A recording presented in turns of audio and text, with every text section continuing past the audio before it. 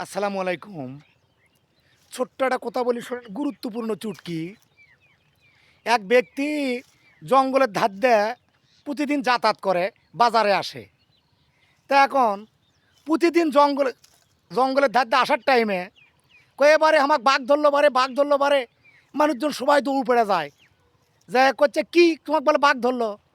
তো করছে, "না, না, আলাপ করনো।" প্রতিদিন ২-৪ দিন পর পরই এইরকম মানুষটা কয়, "বাঘ ধরলো বার, বাঘ ধরলো।" যাওয়ার পর কয়, "আমি ইয়ার্কি করিচ্ছি।" একদিন করতে কি সত্যি সত্যি বাঘ ধরছে। করছে, "এবারে আমাকে বাঁচাও বারে, বাঘে ধরতে পারে, বাঘে ধরতে পারে, বাঁচাও পারে।" তেন ওই দিনে মানুষ আর যায়নি। করছে, ইয়ার কি গান করছে। তা আমার কথাটা আমি এই জন্যে বললাম, মিথ্যা কথা মানুষকে মৃত্যু ঘটায়। মিথ্যা মানুষের মৃত্যু ঘটায়।